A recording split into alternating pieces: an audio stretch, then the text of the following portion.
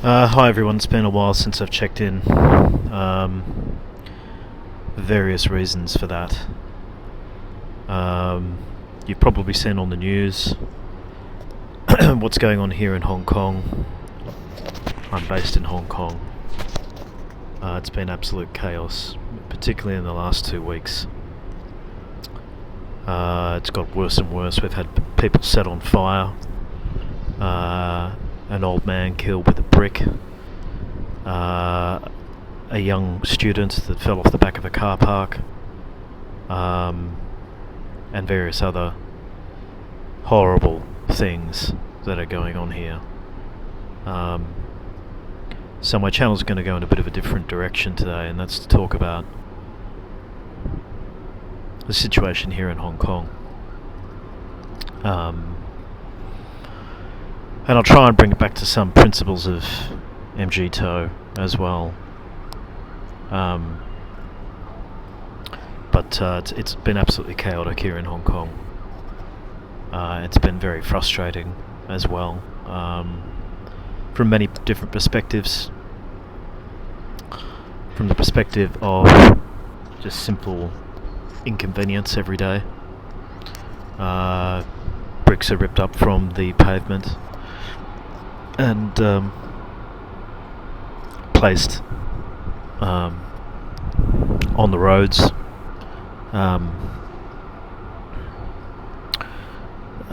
Other obstructions are made.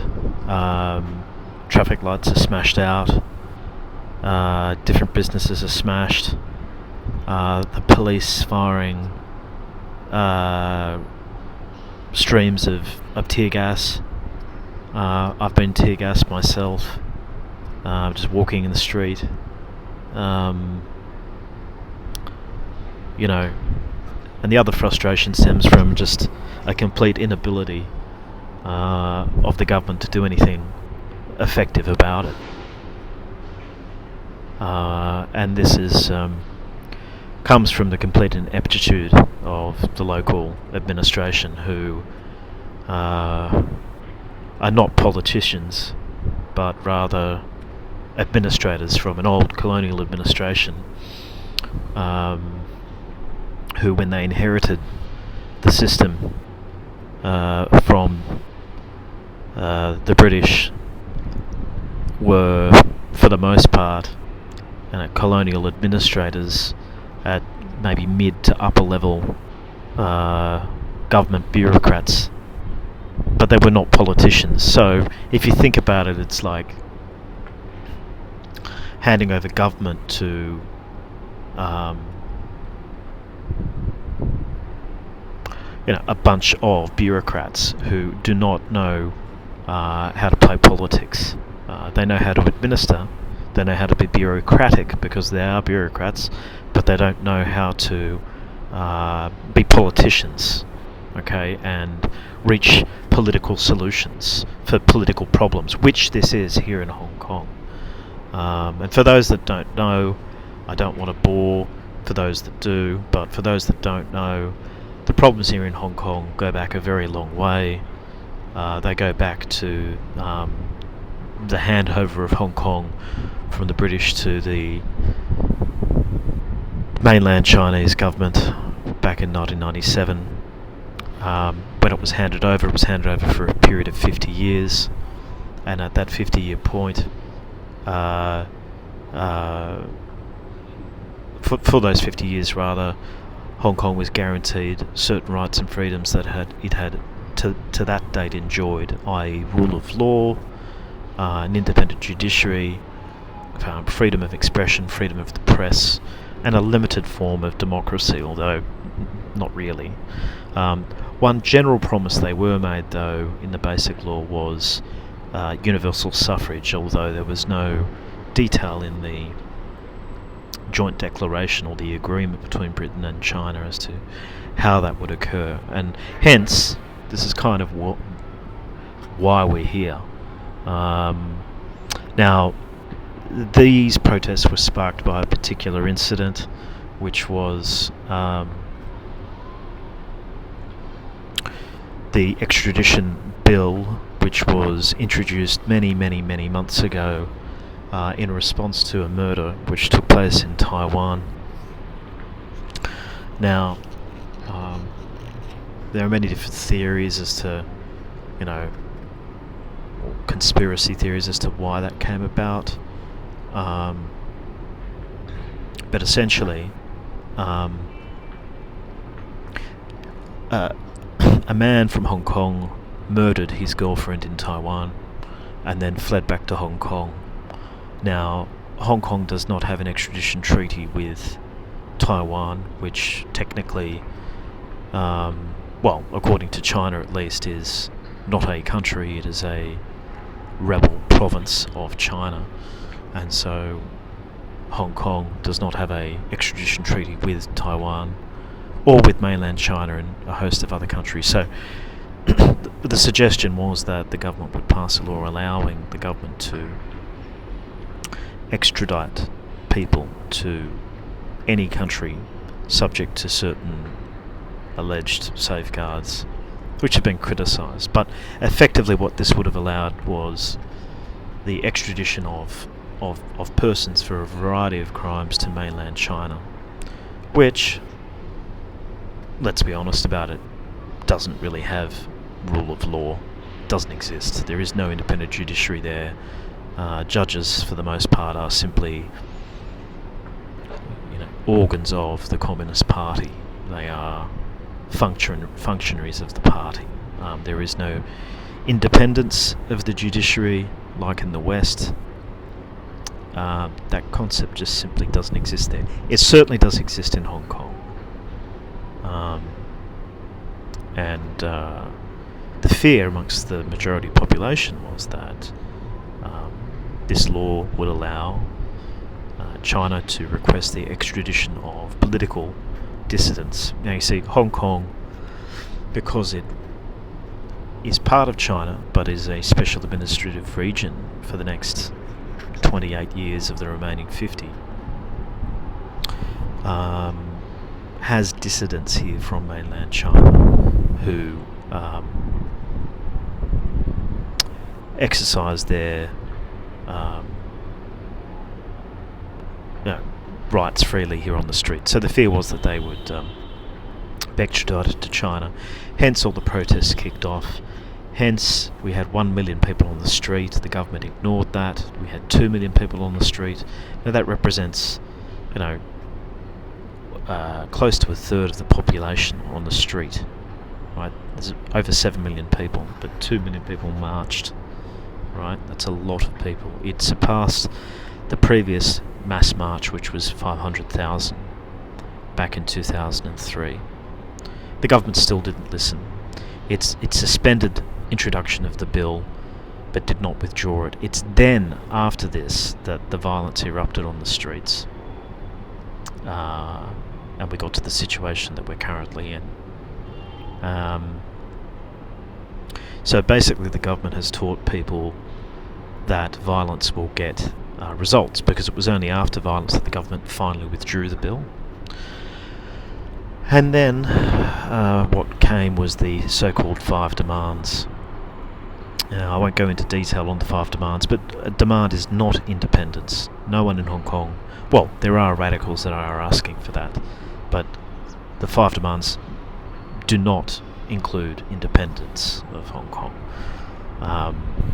They include the withdrawal of the bill, which has occurred. They include amnesty for protesters. They include an independent judicial inquiry,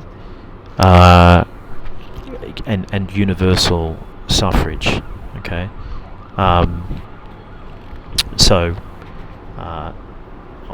in essence, those are the 5 demands. There's another one there, but which is rolled up into one of the ones I've mentioned. But they do not include the independence of Hong Kong. So, in the last 2 weeks, basically, shit has exploded here. Violence has erupted. The campuses have been on fire. The street has turned into something resembling Aleppo in Syria. I've seen a car blown up on the street. I've seen people, vandalising things. I've seen police assaulting people and firing tear gas. Sometimes I guess justified, in other times not. Total chaos. Now, am I going to leave Hong Kong? No, I'm not. Do I think there's a solution? There is kind of a solution. Now, do I think that China will ever give the people of Hong Kong universal suffrage? No, I don't. There was a suggestion that would occur many years ago, but unfortunately nothing came of it because the government the mainland wanted to be able to vet candidates. So if you think of it, it's like, there are 2 candidates or there are 5 candidates for US president, yet Big Brother can say, actually of those 5, you can only vote for 2 of them. So, it's, a bullshit form of democracy when you have this Big Brother sitting on your shoulder, being able to tell you who you can and you can't vote for. We'll give you 2 candidates, both of whom will do exactly what we tell them to. So it's unfortunate. Hong Kong, for all intents and purposes, is basically a big city, a city-state of just 7 million people. And they just want to be able to pick who their mayor is. That's all they want to do. You can hear the yelling. Can you hear that? It's like over there. It's fucked up.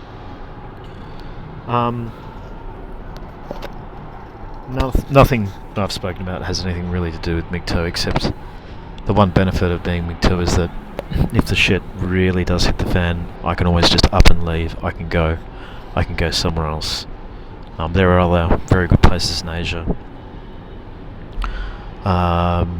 Depending where you're at in life and what you're looking for, that you can travel freely on with Western passports. For those looking for a similar lifestyle to Hong Kong, the obvious answer is Singapore. For those looking for a more frontier type emerging market country which is fairly affordable, you can look at lots of different countries in Southeast Asia. Vietnam, Cambodia, Laos, Myanmar, Indonesia to an extent. I wouldn't include Thailand in that.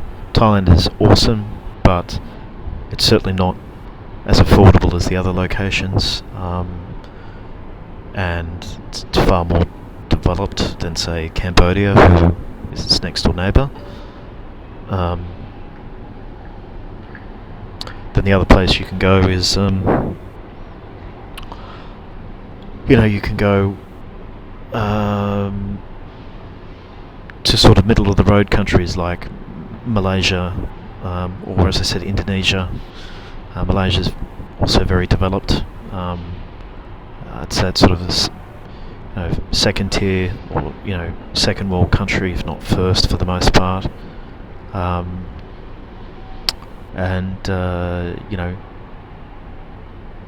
are lots of options. So it's a good thing about being MGTOW. You can leave at any time. You're not wedded to a location. I can up and leave. That's another thing you should be looking, if you're able and willing to. It's always good to have another option. If you can get another passport other than the one you've got, go and get it. If you've got a relative through whom which you can claim another passport, in some countries all you need is one grandparent from that country, you can do that. Go and do it. Go and get it. It's like a form of insurance, right?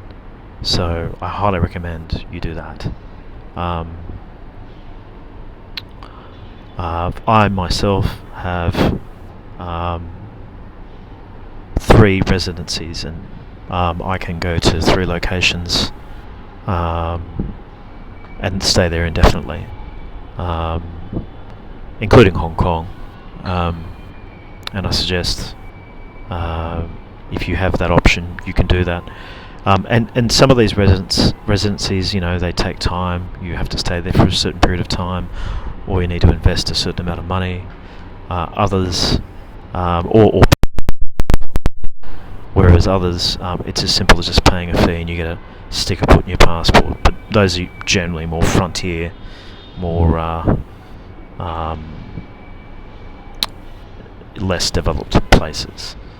And I can talk more about that later. But anyway, yeah, Hong Kong right now is quite fucked up.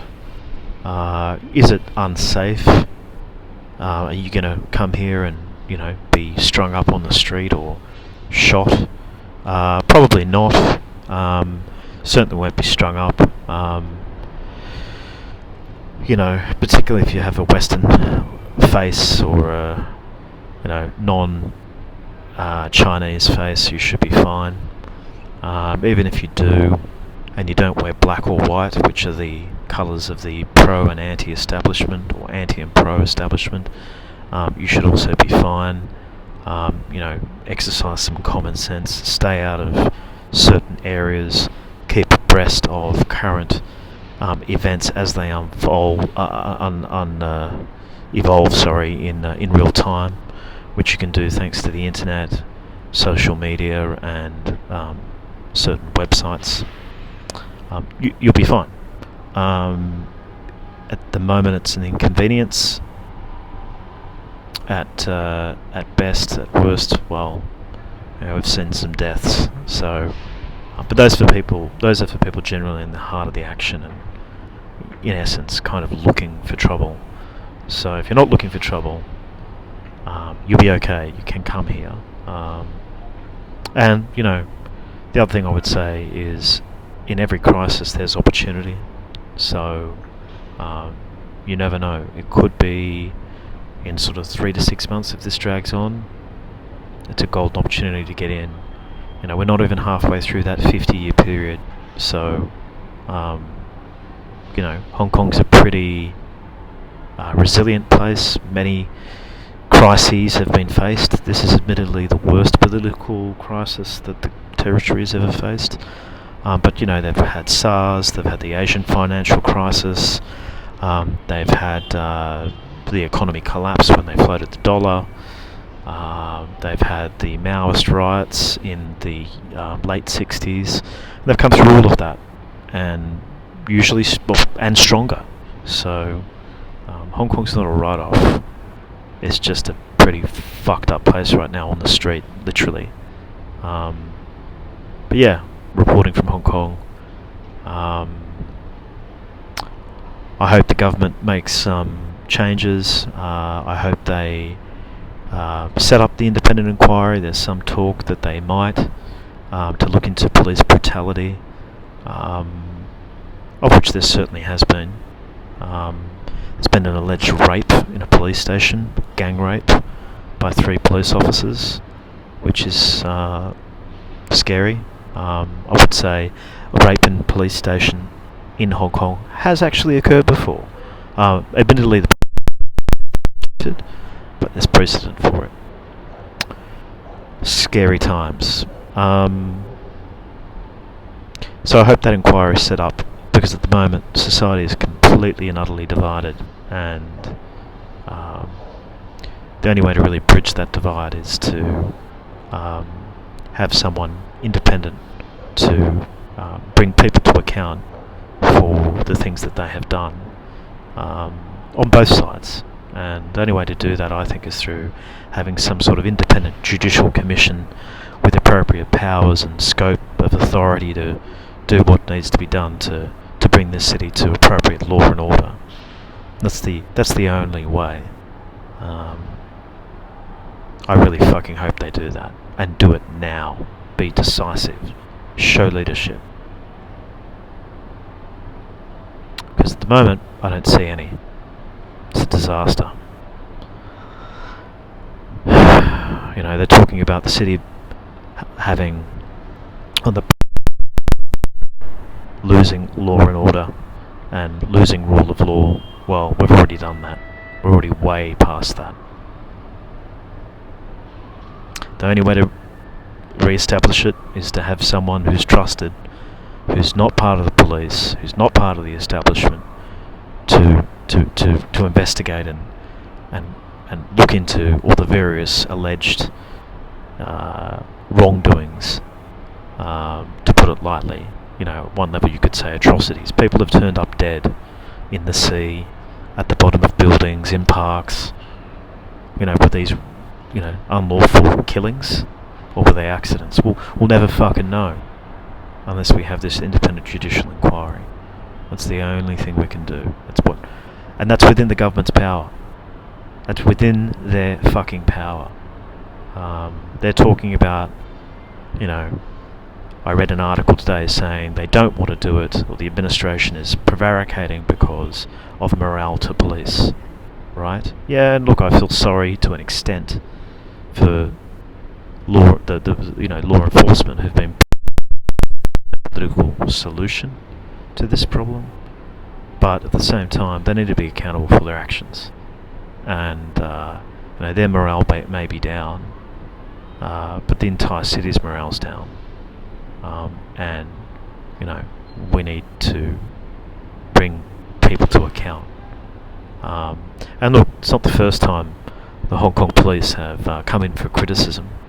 During the 70s, early to mid 70s, they were brought to account for their endemic corruption. They set up an independent commission against corruption in 1974. And that independent commission cleaned up the Hong Kong police. Now, it's probably about time we had something like that happen again.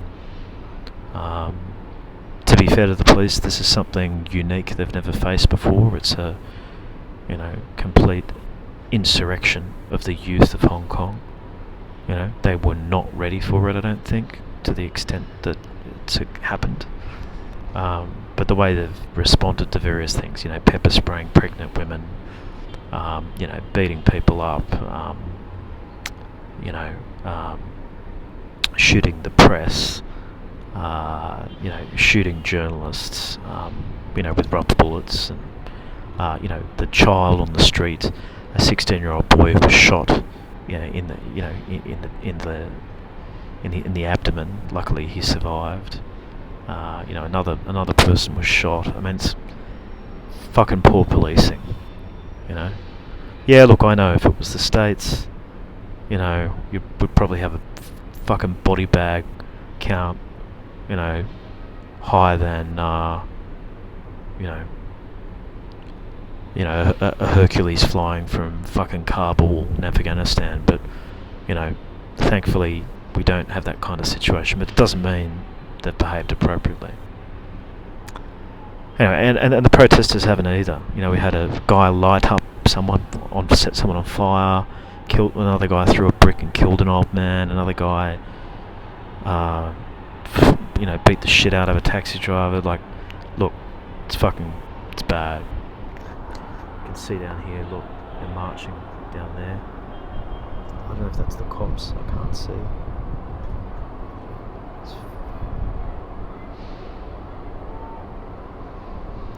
Yeah. Can't really see too much from up here. You can see down on the streets there. See all the bricks and shit.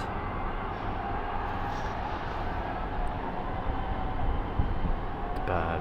It's really bad. Right, signing out.